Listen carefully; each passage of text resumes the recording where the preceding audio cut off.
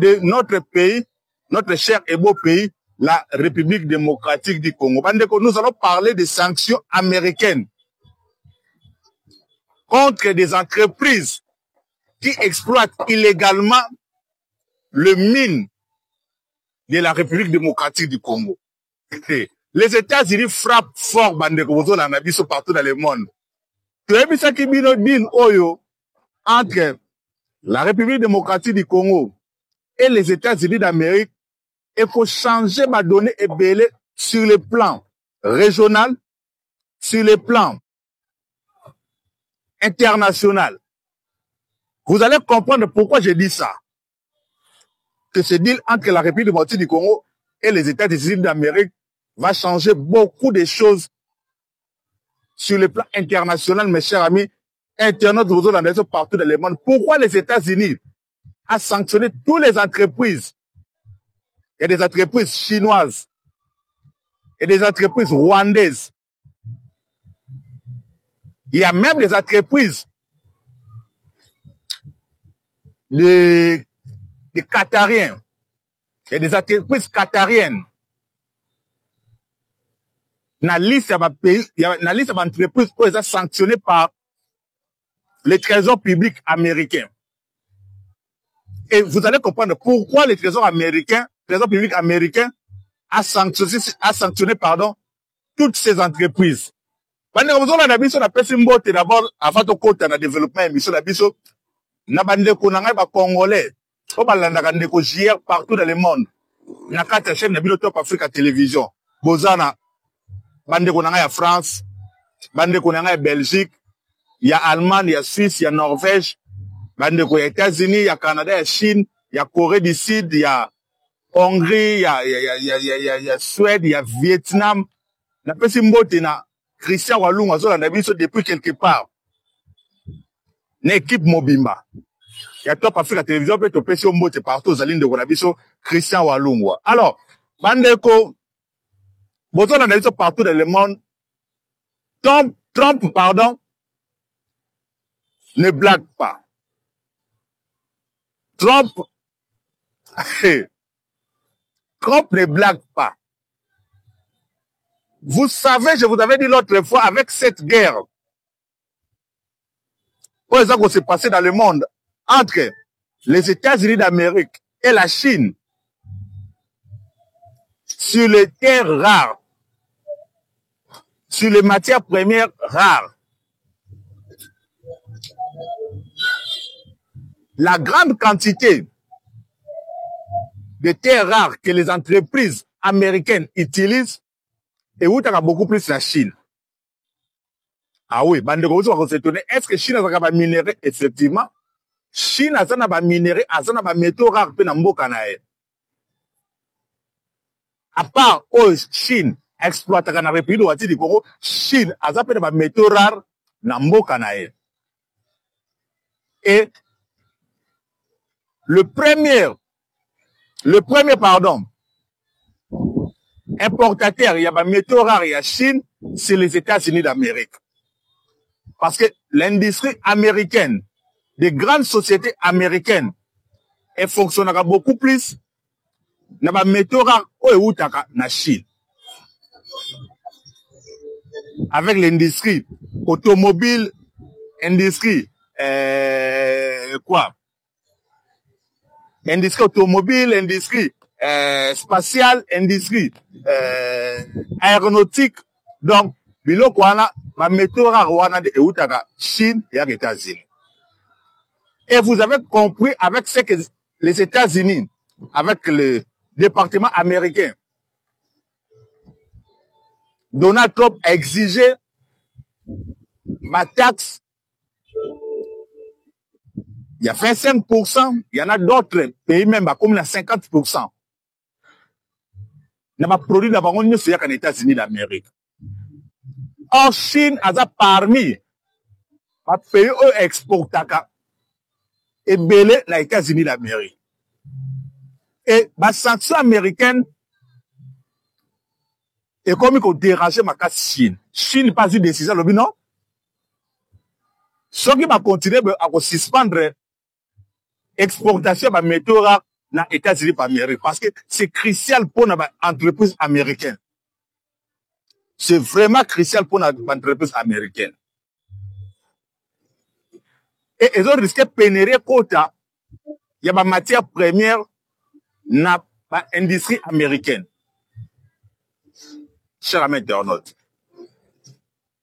Donald Trump a pris même la décision. Il y a qu'on larguer ma bateau minene. Pour exploiter ma métaux rares. Au fond des océans. Bon, mon écosystème, il y a protection de la nature, les milliers, bini à déranger l'écosystème, ça sera catastrophique. Décision des États-Unis, mais non pas ça qu'on s'est reculé dans l'autre côté, cher ami internaute. Trump, quand il prend sa décision, il ne se recule pas, il avance. Mais malgré ça, des experts américains, malgré l'exploitation de tout ça dans l'océan, et qu'on quantité à minerais aux États-Unis, quantité à minerais aux Chine, pardon, il y a aux États-Unis, et le seul pays peut résoudre ça. Le seul pays qu'on peut importer des métaux rares, c'est la République démocratique du Congo, à une grande quantité. La même quantité qu'on importe la Chine, on peut importer ça de la République démocratique du Congo. On a des experts américains. Donald Trump. Mais Donald Trump, qu'est-ce qui se passe? Ben, pourquoi, jusque-là, Chine, pardon, République démocratique du Congo, Rwanda, déjà, c'est un accord de paix, mais jusque-là, sur le terrain, rien n'avance. Vous le savez très bien. Il y a même reprise de combat à la zone Moussous na Walungu. Babitumbe Bunda Baki, incursion même de Bawazali, le Salami na Bukavu, il y a 2 jours passés, Torozong et Lango na émission na Bisson Mfezoya, wana peut-être un sujet na Bisson de Pona Lelo. Cher ami internaute, mais qu'est-ce qui se passe réellement? Comment nous allons faire? Mais effectivement, ils ont vite compris, il y a des entreprises rwandaises, chinoises, qatariennes, qui continuent d'exploiter les métaux rares dans la République démocratique du Congo, dans des zones occupées, illégalement, sans l'aval du gouvernement américain. Surtout, dans la mine Yarubaya. Place où il y a des métaux rares pendant la République démocratique du Congo et Bimaka. Vous le savez très bien. Mine Yarubaya, au Kabila, pesa qui yango pa mwanga tutu.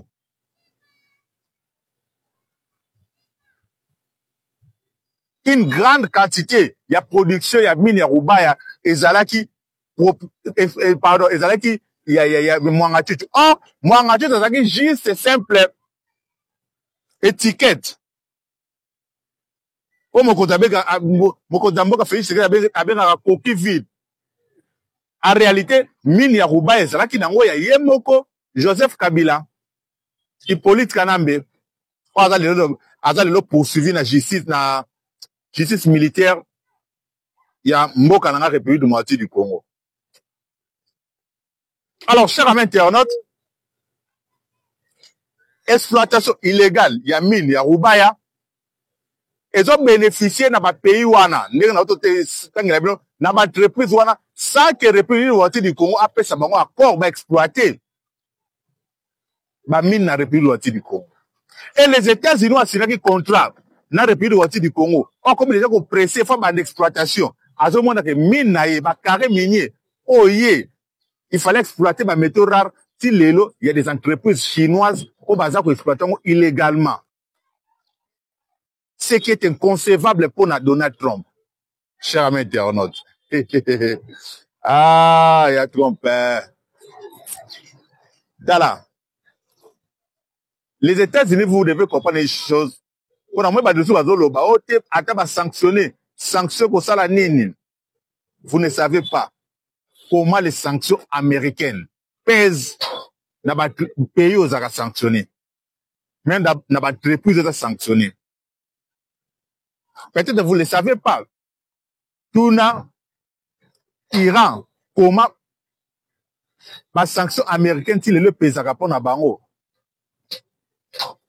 comment ba iranien ba lelaka ba sanction américaine ne pesaka pa na bango omeki kotourna un peu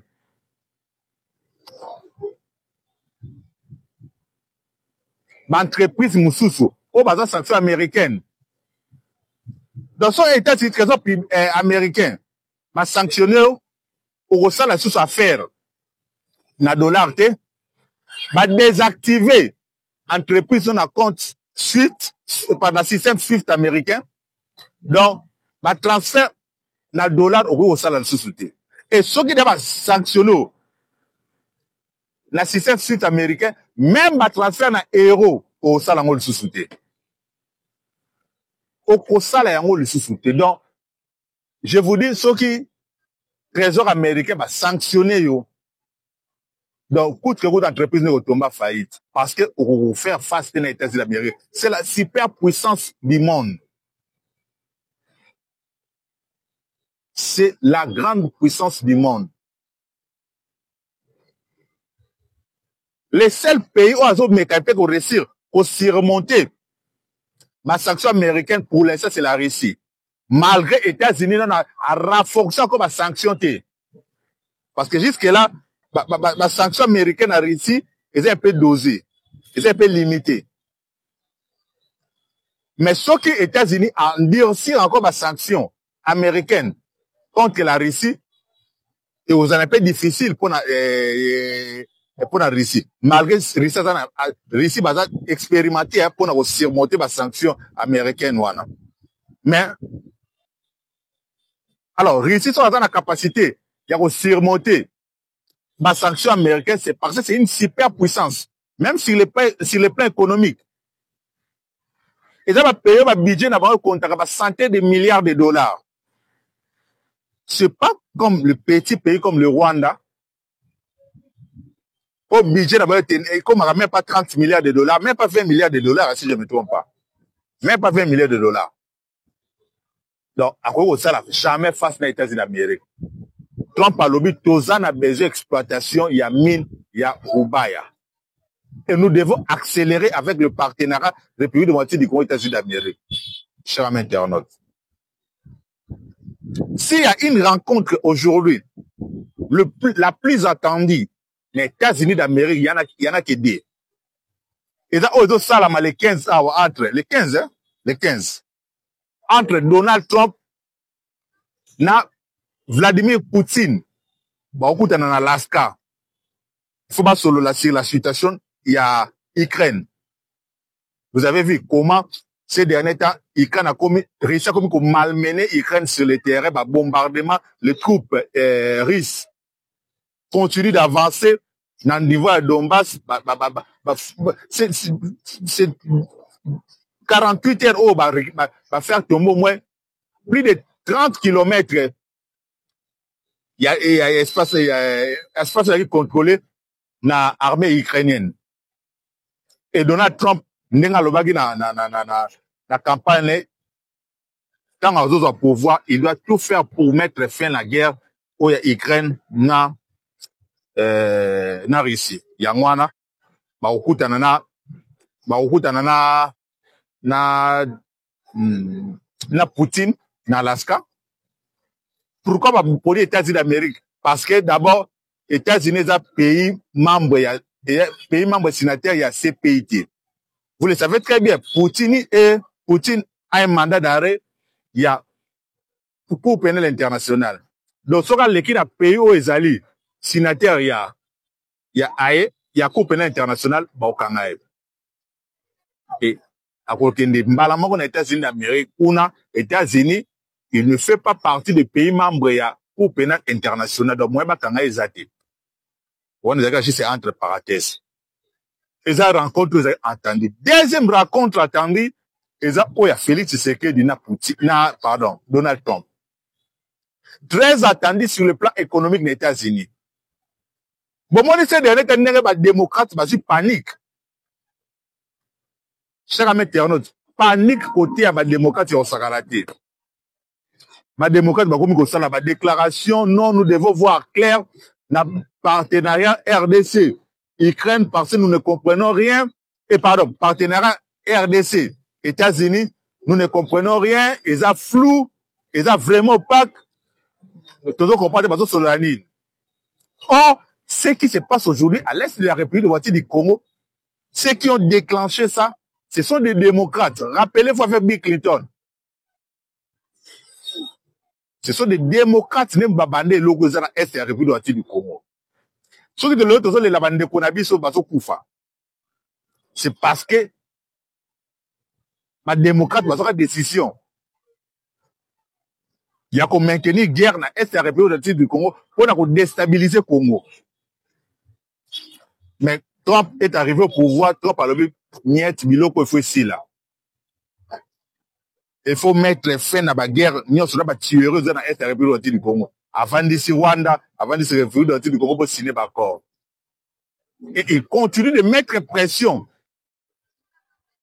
Avec les terroristes et les M23, vous devez mettre fin à l'aventure Nabino.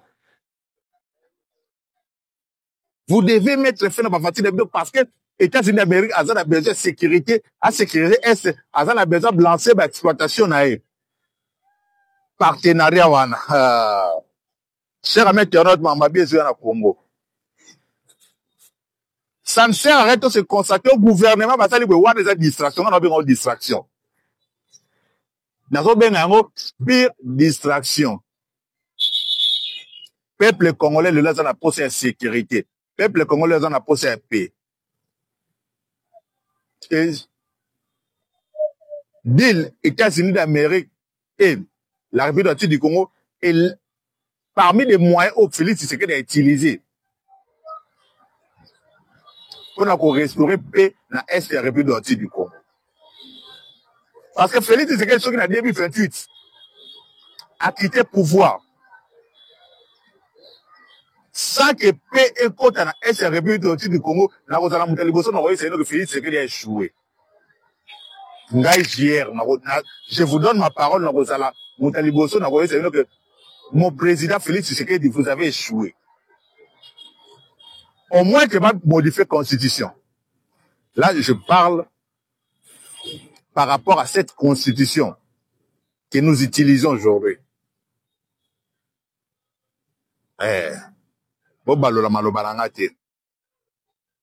La constitution actuelle, Félix Tshisekedi a reçu un mandat en 2028.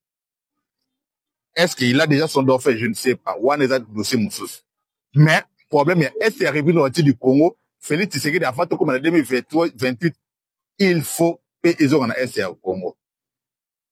Et il continue de travailler pour ça, pour que paix et comme dans le Congo. Donc, dans le cher ami internaute, Trésor public américain a sanctionné d'autres plusieurs entreprises où ils ont exploité illégalement ma minerai. Il y a République du Congo et Rwandais déjà, parce qu'il y a d'autres personnalités politiques rwandais, parce que ciblées dans la liste. Il y a des entreprises chinoises. Il y a le Benabilo, depuis Canada. Chine a un partenaire fiable. Chine a sali biso aventure et belé, même la guerre où il y a Est et RDC, Chine a sakani na République du Congo makasi. Cher ami internaute. Donc, Chine a tout travaillé. Bon, tout point de vue en français. Bien sûr que France aussi fait partie. Il y a des pays qui ont été Est et RDC. Mais Chine aussi a travaillé pour que la République du Congo, tout ça va défait sur le plan militaire dans l'Est. Rappelez-vous que Chine a sauté que la République du Congo va drone. Il nous a vendu des drones. Le même modèle, il y a des drones au Chine à Teke la Biso. À quel côté que la Rwanda, un système de brouillage, il y a des drones. Donc, si automatique, il y a des drones pour nous frapper, bango, na MBC Bino, il y a des drones qui sont drone, c'est ça les locaux, c'est quoi? CH4. CH4, on doit sommer que ça la nini na terre. Nzoka, il y a un système de brouillage. Oyo Chine, na Pologne, ba tekelaki Rwanda. Et vous le savez très bien, la guerre moderne, lelo, quoi qu'on a contrôlé le ciel, c'est lui qui va gagner la guerre. Tu peux jamais gagner une guerre sans prendre le contrôle du ciel. Là, jamais, cher ami internaute. Et Rwanda a bénéficié à Kinango pendant un bon moment. Et aujourd'hui, nous avons vite compris. Besoin de sur les terrains. Attends, ma quelle heure, ça, ma cocassou pour avancer. La cocassou, et Fardé, ça doit contrôler le ciel, né? Et rien ne marche pour les terroristes de M23. Donc, chers amis internautes, nous devons avoir de l'espoir pour Nambo Canabiso. Gardons toujours cet espoir. La République du Congo gagnera cette guerre. Merci d'avoir de Rolandi Bisso partout dans le monde. À la prochaine. Bye.